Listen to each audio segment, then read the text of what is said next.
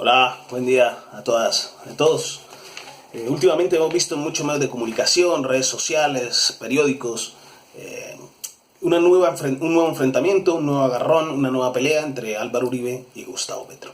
Pues bien, vamos a explicar aquí qué se esconde detrás de esos titulares. No es que Álvaro Uribe haya perdido la cabeza, realmente es, como está muy de moda, decir reinventarse, en este caso ha reinventado a Gustavo Petro. Pues bien, vamos a partir de que en la comunicación es tan importante el mensaje como el mensajero. Tanto así que Schopenhauer en la dialéctica nos dicen que hay varias formas de enfrentar al adversario, el argumento del adversario. Dentro de los modos nos dice, existe una que es ad rem, que es con referencia a la cosa, a lo que se debate, y otra ad hominem, que es con referencia a la persona con la que se discute. Y esto lo saben, y por eso lo que intentan es descalificar a la persona con la que se discute. En este caso fue a Gustavo Petro, descalificar a Gustavo Petro. Pero esto es en general lo que han usado.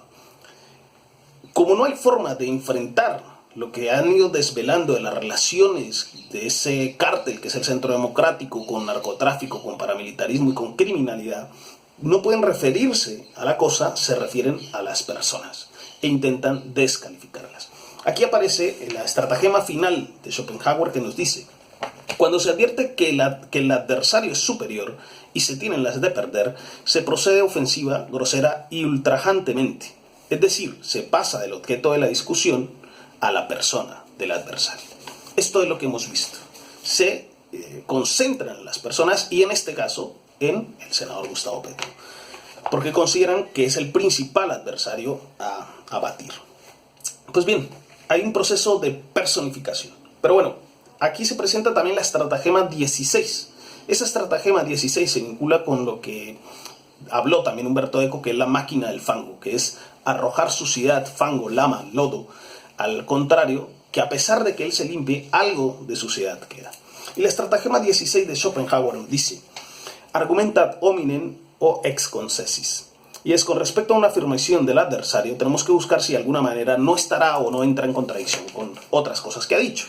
Y así se toma una cuestión verdadera, se exagera. La cuestión verdadera es eso que dijo el senador Gustavo Petro, que tuvo que ir a reunirse con el señor Castaño por un tema de salvar su vida, evitar que lo asesinaran. Esto se exagera y se muestra como una contradicción y se desacredita, así en este caso, al señor Gustavo Petro. Aquí se presenta después la personificación, y la personificación tiene que ver con la estratagema 29 de Schopenhauer. Y dice: si se advierte que vamos a ser vencidos, hacemos una diversión. Es decir, comenzamos repentinamente a hablar de otra cosa totalmente distinta, como si tuviese que ver con el asunto en cuestión. Esto es lo que se ha hecho, personificarlo, mostrarlo como una pelea de fulanito con sultanejo. Y así se evita hablar de política, se vacía el contenido político y se protege a algunos. ¿Por qué esa personificación? Pues para proteger.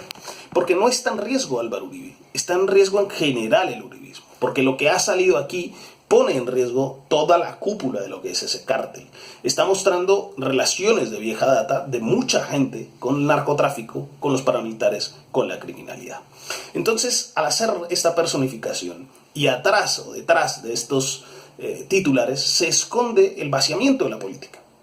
Así se evita hablar de ñeñe política, del comportamiento del fiscal, de que pusieron al hijo de un narco paramilitar en la oficina de víctimas, de la relación y los negocios de la vicepresidenta con un narcotraficante y paramilitar Memo Fantasma, o de que su hermano era narcotraficante. Se evita hablar de todo esto y se muestra como una pelea de gallos, de uno y del otro, de extremos. Y con esto se abre la vía al carril del centro. Para nadie es un secreto que ahora la política en campaña se hace lo que se llama campaña permanente. Y en este caso, presentarlo así, como una pelea de extremos y de gallos, favorece un camino en medio que no habla de política, y en este caso claramente es Fajardo, hay que decirlo. Pues bien, ¿por qué se entra esta personificación? ¿Por qué se ataca entonces a los mensajeros? Porque se dieron cuenta que el discurso aquel, que es el discurso que ellos defendían de ética, dignidad, honorabilidad, no existe y no es sustentable. Entonces vamos a desprestigiar al mensajero. Es así, es esto lo que se hace en este momento. se presenta también una cuestión que es la estratagema 32, que dice: una forma rápida de invalidar, o al menos sospechosa, de hacer sospechosa una afirmación del adversario, que no nos conviene subsumirla bajo una categoría aborrecible. Y esto se hace constantemente. No, aquí no se habla de política, dicen los medios de comunicación. Es odio, es pelea entre ellos, además es una conspiración internacional, etcétera, etcétera. Repito, con esto se evita hablar de política, se vacía el contenido político, se abre ese supuesto carril del medio y se protege a la colectividad del uribismo, porque todo se encarna dentro de Álvaro Uribe, que tiene una piel bastante gruesa, ¿no? Se busca todo y se enmarca todo dentro de polarización y extremismo. Extremismo es una palabra clave que llevan usando bastante tiempo. Pero igual hay que resignificarla, porque si ser extremista, califican de ser extremista a aquel que se enfrenta al uribismo, aquel que critica el uribismo, aquel que desvela el uribismo. Por lo tanto, clasifican y estigmatizan y señalan y califican de extremista a aquel que se opone al paramilitarismo, aquel que se opone al narcotráfico, aquel que se opone a la violencia política. A ellos, a nosotros nos califican como extremista. Cualquiera que quiera una república democrática y en paz se califica como extremista. En este caso, ese ser extremista por oponerse al uribismo, por oponerse a las prácticas criminales, paramilitares, narcotraficantes, todos estos personajes, es un honor, es un honor. Pero es esas palabras claves que buscan desacreditar la política, vaciar la política, entrar a la guerra de los calificativos. Y por eso repito, si ser calificado como extremista por oponerse al paramilitarismo, por oponerse a la violencia política, por oponerse a la criminalidad y por defender un Estado democrático, una república democrática, si eso es ser extremista, vaya y venga, es un buen extremo.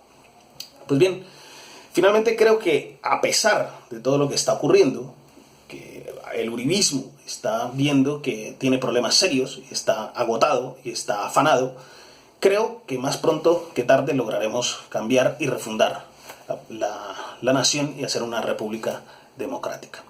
Es esto, muchísimas gracias a todas y a todos, un fuerte abrazo.